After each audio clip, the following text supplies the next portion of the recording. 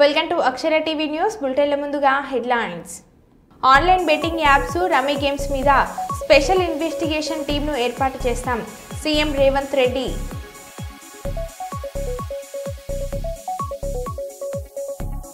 Assembly సాక్షిగా అభయదానానికి ముందుకు వచ్చిన కేటీఆర్.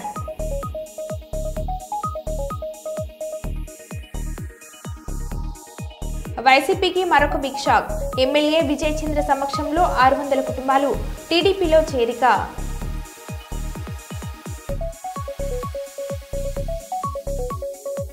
నకిలీ కల్తీ విత్తనాలు సరఫరా చేసే ముఠా అరెస్ట్.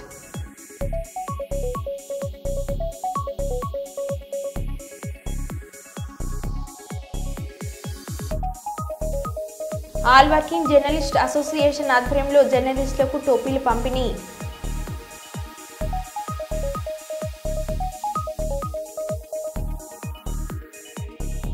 ఏప్రిల్ తొలి వారంలో డిఎస్సి నోటిఫికేషన్. పాఠశాలలు ప్రారంభించేలోగా పోస్టులు ఇస్తాం సీఎం చంద్రబాబు.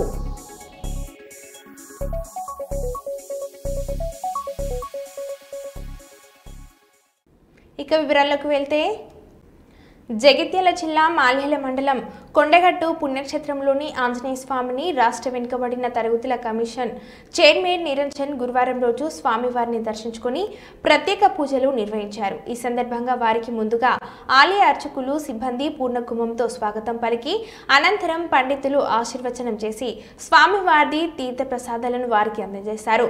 ఈ కార్యక్రమంలో వారి వెంట బీసీ కమిషన్ సభ్యులు, జగిత్యాల ఇన్ఛార్జ్ ఆర్డీఓ శ్రీనివాస్, జిల్లా పంచాయతీ అధికారి మదన్ మోహన్, స్థానిక మాల్యాల తహసీల్దార్ మునిందర్, ఆలయ అర్చకులు, సిబ్బంది తదితరులు పాల్గొన్నారు.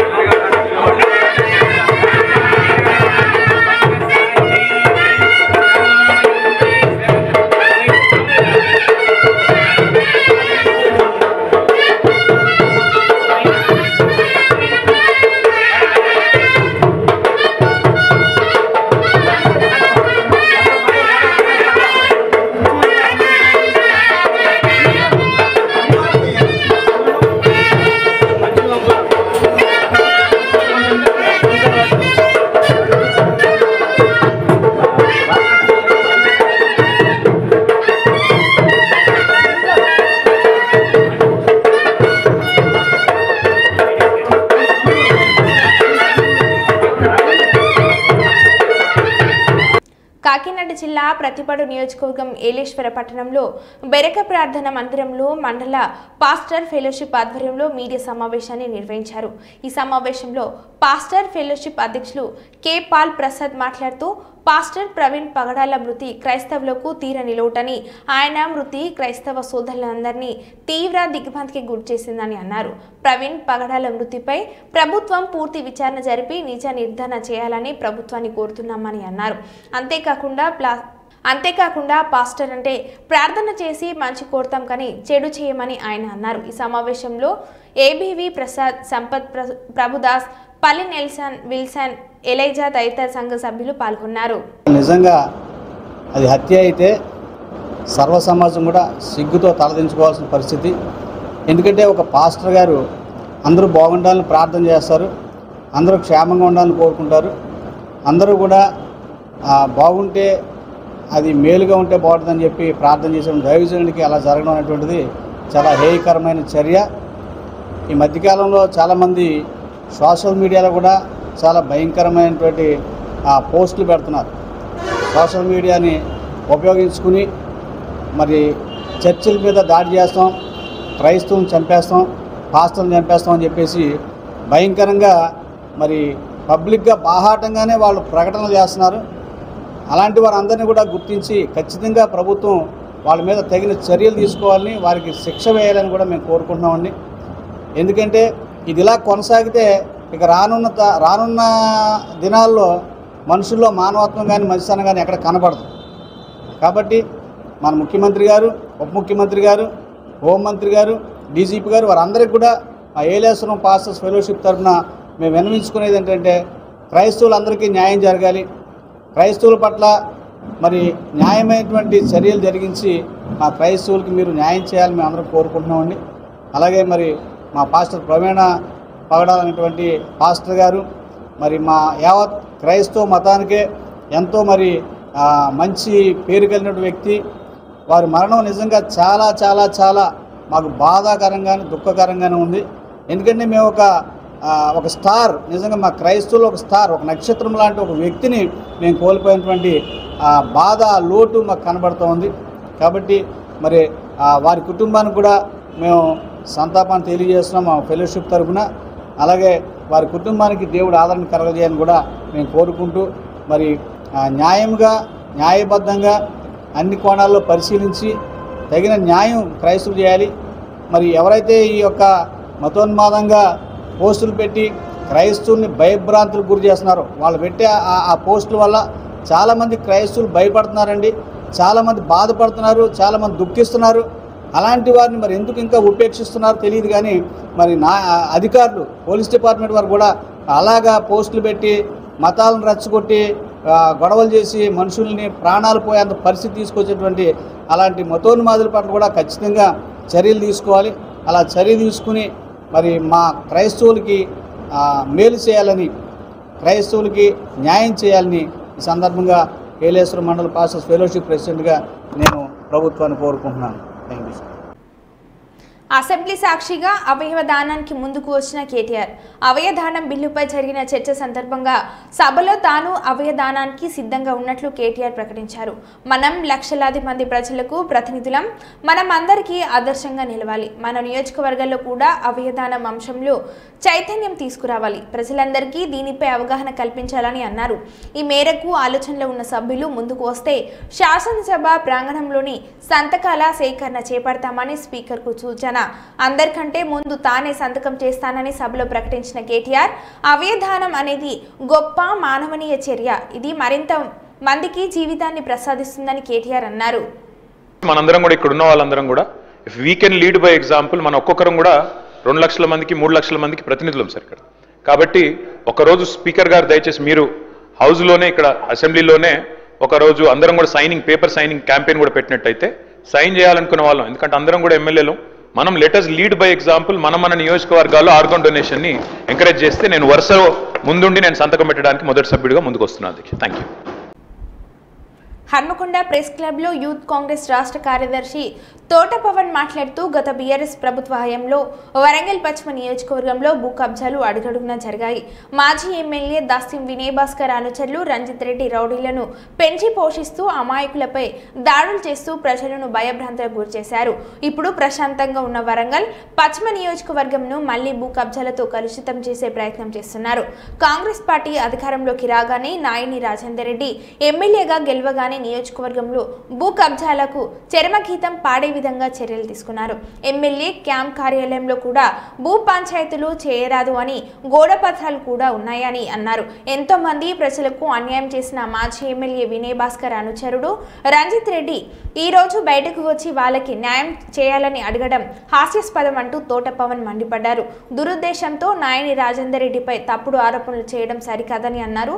ఎమ్మెల్యే ఎలాంటి భూ వివాదంలో జోక్యం చేసుకోలేదని, ఎవరైనా వచ్చినా న్యాయస్థానం దృష్టికి తీసుకువెళ్తామని సూచించారు. జిల్లాలో వరంగల్ పశ్చిమ నియోజకవర్గం అభివృద్ధి విషయంలో ముందుకు దూసుకుపోతుంటే చూసి ఓర్వలేని వినయ్ భాస్కర్ అనుచరులు విష ప్రభావం చేసేందుకు ప్రయత్నిస్తున్నారని తోట పవన్ ఆరోపించారు. అలాగే మిగతా ఎంతో మంది ఉద్యోగస్తులపైన దాడులు చేయించాడు. అలాగే నిన్న మొన్న జరుగుతున్నటువంటి పిల్లల కిడ్నాప్ కేసులో కూడా ఈయనకు హస్తం ఉందని చెప్పి కూడా కొన్ని వార్తలు తెలిసినాయి. మరి దీని మీద కూడా పోలీసులు దర్యాప్తు చేయాలి. ఒక నేరస్తుడు, ఒక హంతకుడు, ఒక రౌడీ క్యారెక్టర్ ఉన్నటువంటి రంజిత్ రెడ్డి ఈ రోజు వాళ్ళ తల్లిని వాళ్ళు అక్కడి ముందు పెట్టి మళ్ళీ భూ కబ్జాలకు తెరలేపడానికి చూస్తా ఉన్నాడు. ఇది అమానుషం అని చెప్పి మేము విజ్ఞప్తి చేస్తున్నాం. మేము వినయ్ భాస్కర్ కూడా విజ్ఞప్తి చేస్తున్నాం. వినయ్ భాస్కర్ గారు, మీరు గతంలో ఇలాంటి రౌడీలను గూండాలను పెంచి పోషిస్తేనే మీకు ప్రజలందరూ కూడా బుద్ధి చెప్పారు. మళ్ళీ ఇలాంటి రౌడీలను గూండాలను మళ్ళీ ప్రజల్లోకి తోలితే ఈసారి మిమ్మల్ని మీకు రాజకీయ భవిష్యత్తే లేకుండా చేస్తారని చెప్పి కూడా నేను విజ్ఞప్తి చేస్తా ఉన్నా. ఇంకొకసారి కనుక మా నాయకుడు వరంగల్ పశ్చిమ శాసనసభ్యులు నాయని రాజేందర్ రెడ్డి గారి పైన ఇటువంటి లేనిపోని ఆరోపణలు చేస్తే మాత్రం ఎటువంటి సబబుగా ఉండదని చెప్పి కూడా చెప్తా ఉన్నాను. ఆయన మంచితనాన్ని మీరు చాదగానితనంగా తీసుకుంటే బాగుండదు. ఆయన అమాయకత్వాన్ని, ఆయనకున్నటువంటి ఓపికను మీరు పరీక్షించాలని చూస్తే బాగుండదు. ఆయనకున్నటువంటి సహనాన్ని మీరు రెచ్చగొట్టాలని చూస్తే మాత్రం కార్యకర్తలుగా మేము ఎవరు కూడా ఊరుకునే ఉద్దేశం లేదు. దయచేసి నేను వినయ్ భాస్కర్ కి కానీ లేదా ఆయన ఇంకా ఉన్నటువంటి చెంచాలకు గూండాలకు చెప్పేది ఏంటంటే, ప్రజా సమస్యల మీద మీరు కొట్లాడండి. ఇక్కడ జరుగుతున్నటువంటి అభివృద్ధి మీద మీరు ఏమంటే ప్రశ్నలు చేయండి. మీరు ఇలాంటి వాటి మీద మీరైనా ప్రజాస్వామ్యబద్ధంగా మాట్లాడండి. కానీ మళ్ళీ ఎంతసేపు భూములు మీ జీవితం అంతా భూములు, ప్రజల భూములు దోచుకొని తినడం తప్ప మీకు ఇంకా వేరే ఇంకా అంశం లేదా, వేరే పాయింట్ లేదా అని చెప్పి కూడా మేము ఈ సందర్భంగా తెలియజేస్తాను.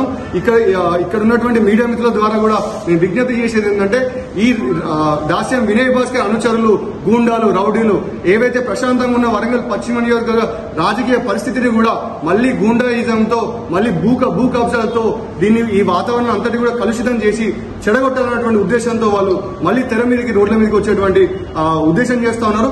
మరి ఇదంతా కూడా ప్రజలకు అర్థమయ్యే విధంగా మీరు మీడియా మిత్రులందరూ కూడా సహకరించి ఇది ప్రజలకు అర్థమయ్యేలా చేరేయాలని చెప్పి కూడా మేము మనస్ఫూర్తిగా కోరుతా ఉన్నాం. ఆ రోజు మా మీద దాడి చేసినంతా కూడా మీ అందరికీ తెలుసు. మమ్మల్ని చంపడానికి చూసేళ్ళు. మరి అటువంటి గూండాలు, దుండగులు ఈ రోజు మళ్లీ రోడ్ల మీదకి వచ్చి భూ కబ్జాల పేరు మీద మా నాయకుల మీద, మా నాయకుడు రాజేందర్ రెడ్డి గారి మీద ఆరోపణలు చేయడం, అలాగే కాంగ్రెస్ పార్టీ ప్రజా పాలనని కూడా వాళ్ళు రాక్షస పాలన అనడం కూడా ఇది ఎటువంటి సబబు కాదు. మీరు ఖచ్చితంగా ఏంటంటే ప్రజాక్షేత్రంలో ప్రజా సమస్య మీద కొట్లాడండి. కానీ మీరు అనవసరంగా ఇటువంటి లేని పని చేయకు. గతంలో టీఆర్ఎస్ పార్టీ అధికారంలో ఉన్నప్పుడు మా పైన పోలీసులను ఉపయోగించి మీరు దౌర్జన్యంగా అక్రమ కేసులు పెట్టించి మమ్మల్ని లాకప్లలో కేసులు కొట్టించింది. అటువంటి చరిత్ర మీకున్నది. కానీ మాకు ఎటువంటి చరిత్ర లేదు. మేము పోలీసులను ఖచ్చితంగా ప్రజలకు సేవ చేయడానికి మాత్రమే ఇక్కడ అందరూ కూడా నడుస్తూ ఉన్నారని చెప్పి కూడా దీన్ని గమనించాలని చెప్పి కూడా మేము కోరుతా ఉన్నాం. ఈ అవకాశం ఇచ్చినటువంటి అనంకొండ ప్రెస్ క్లబ్ మిత్రులందరికీ కూడా ధన్యవాదాలు. పార్వతీపురం నియోజకవర్గంలో వైసీపీకి మరొక బిగ్ షాక్ తగిలింది.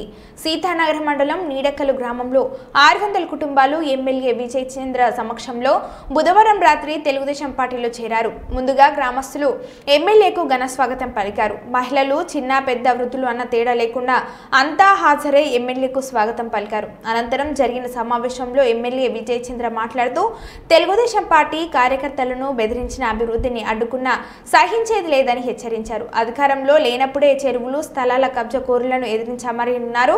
ప్రస్తుతం అధికారంలో ఉన్నాం. వైసీపీ నాయకులు అభివృద్ధిని అడ్డుకున్న తెలుగుదేశం పార్టీ నాయకులను, కార్యకర్తలను ఏమన్నా సహించేది లేదన్నారు.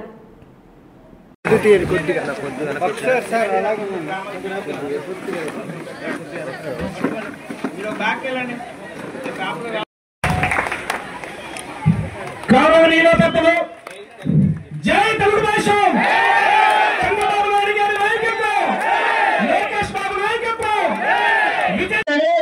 ఎక్కువగా పనిచేయాలి. ఇంతకు ముందు చాలా చోట్ల చెప్పారు అందరూ కూడా 3 రెక్కలు. ఆ రెక్కలు ఎక్కడికి పోయేది లేదు, ఎక్కడున్నారో తెలీదు. వాళ్ళు చేసిన వ్యవహారాలు రెక్కలు కాదు, చాలా గొప్పలు ఉన్నాయి. అవన్నీ ఉన్న ప్రభుత్వం తీసుకునే ఉంది. వీళ్ళందరూ గమనిస్తూ ఉన్నారు. కబ్జా కోర్లు వాళ్ళందరూ కూడా ఎంత కబ్జా కోర్లు, చెరువులు వదల్లా, లాస్ట్కి అంగన్వాడీ వాళ్ళు వదల్లా. ఒకటే చెప్తున్నా, మేము ప్రతిపక్షంలో ఉన్నప్పుడే మిమ్మల్ని తండానికి వచ్చాం. గుర్తుపెట్టుకోండి, అధికారంలో ఉన్నాం. ఈ సీట్ అంతని చెప్తున్నాను. తెలుగుదేశం కార్యకర్తలు కానీ అభివృద్ధిని కానీ ఆటంకపరిస్తే బట్టలిప్పి రోడ్డు మీద నుంచి పెడతానని మరొకసారి తెలియజేస్తూ, తెలుగుదేశం కార్యకర్త అంటే ఒక సైనికుడు, పసుపు సైనికుడు. మీరందరూ కూడా పసుపు సైనికులు. మనందరికి అధిపతి చంద్రబాబు నాయుడు, మనందరికి సేనాధిపతి లోకేష్ గారు మరొకసారి తెలియజేస్తూ, ఆ అధ్యక్షతన ఈ రాష్ట్ర అభివృద్ధిలో నాతో పాటు వీళ్ళు కూడా ఉండాలని మీ అందరికీ తెలియజేస్తూ, ఈ అవకాశం ఇచ్చిన గ్రామ ప్రజలందరికీ మరొకసారి తెలిసి వంచి నమస్కారాలు చేస్తున్నాను.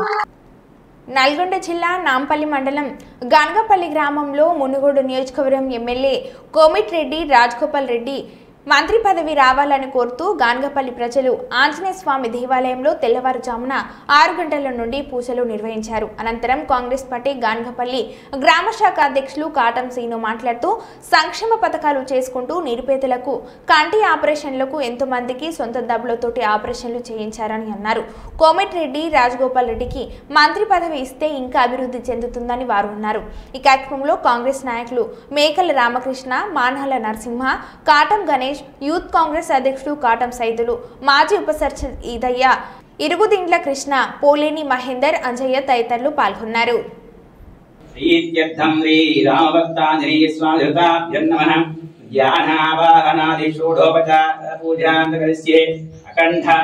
మంత్రి పదవి బాధ్యత బల సిద్ధిరస్తు శ్రీరామభక్త ఆంజనేయ స్వామి సంపూర్ణ అనుగ్రహకటాక్షాబల సిద్ధిరస్తు ఆదౌ నిర్విఘ్నేన సమాప్యర్థం కలశగణాధిపతియుతాభ్యం కలశే గంధపుష్పాక్షితైవత్యకలశస్య ముఖే విష్ణుకంఠే రుద్రసమారిధాముఖే తత్రైదో బ్రహ్మమధ్యే.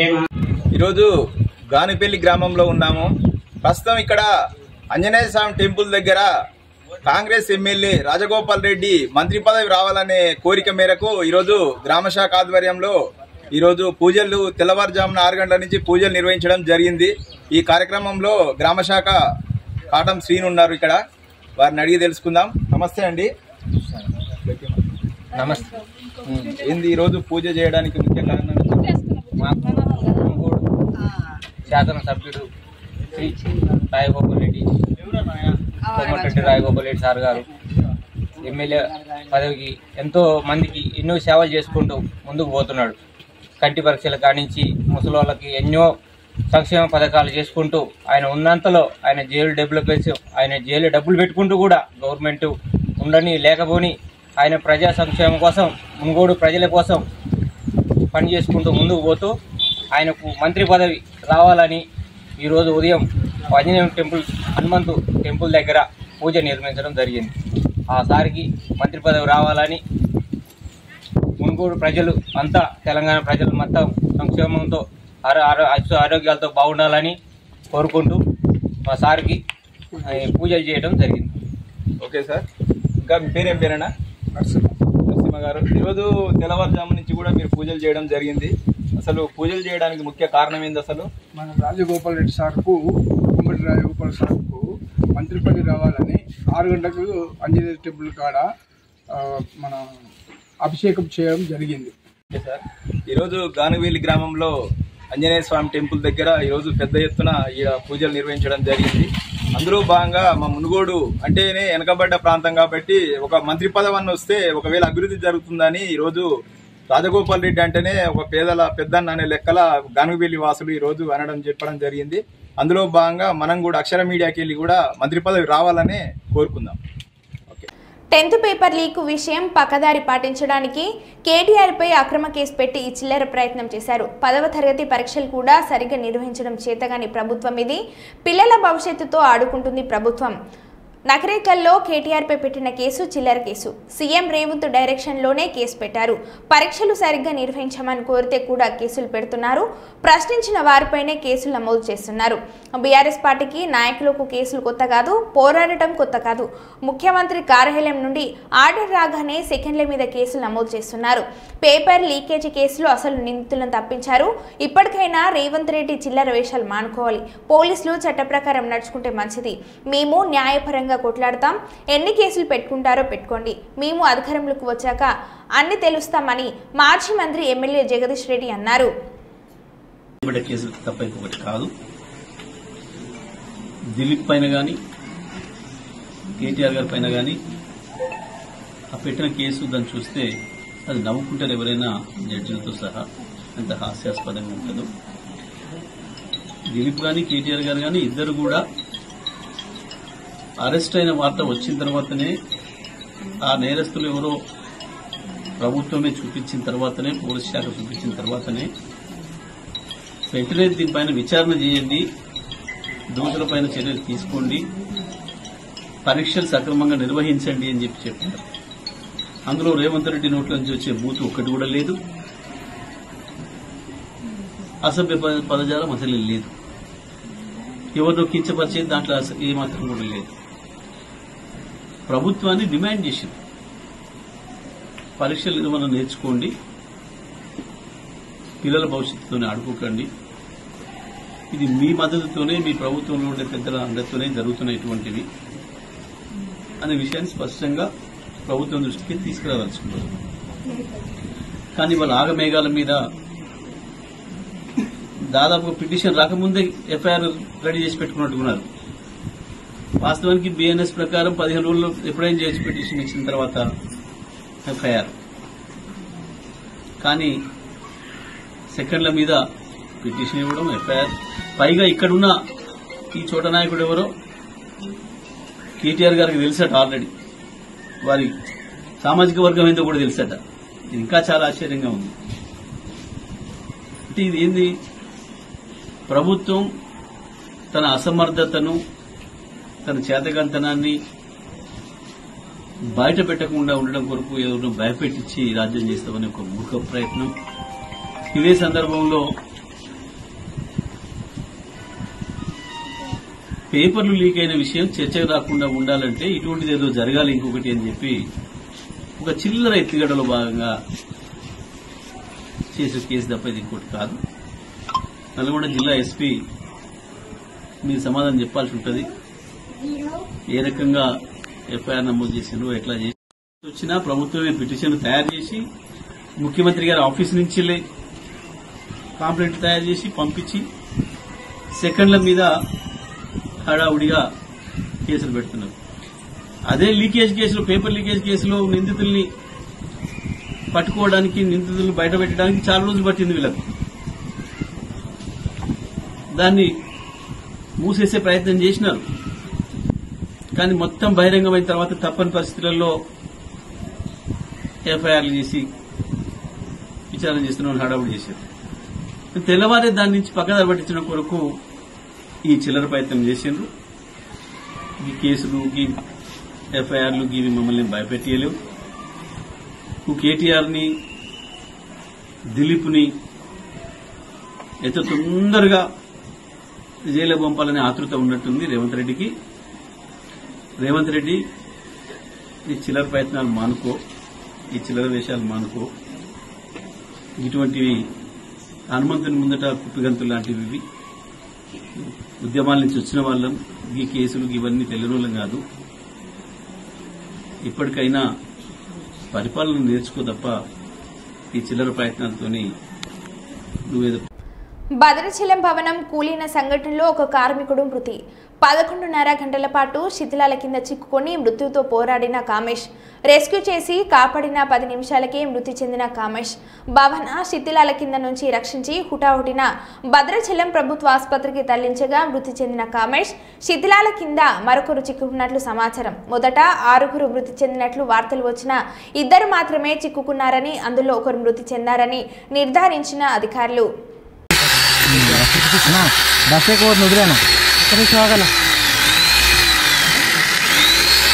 అన్న కాలు సపోర్ట్ ఉండట్లే అన్న, ఒక నిమిషం ఆపన్న, ఆయన కాలు సపోర్ట్ ఉండట్లేదు ఏంటబ్బా, ఒక నిమిషం సపోర్ట్ కనిపిస్తుంది నాకు క్లియర్ గా కనిపిస్తుందా? వీడియో వీడియో ఆన్లైన్ కాలేదు.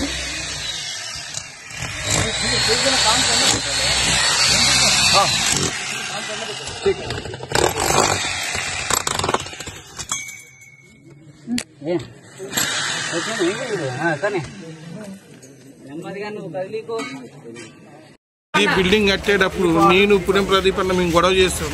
వీడియోస్ అన్ని ఉన్నాయి, ఇవో ఏం లేదు.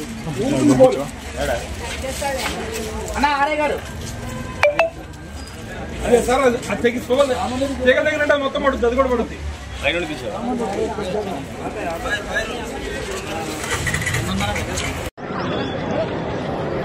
ఇది భద్రాచలం రామాలయం దగ్గర 6 అంతస్తులు నీలమట్టం అయిపోయింది. అక్కడ అమ్మవారి గుడి కట్టించారు. మరీ దారుణంగా వద్దని చెప్పారు, అయినా కానీ బిల్డింగ్ కట్టాడు.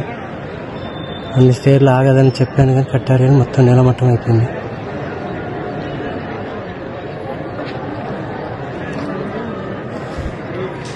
ఇక్కడ పక్కన సత్యసాయిబాబా టెంపుల్.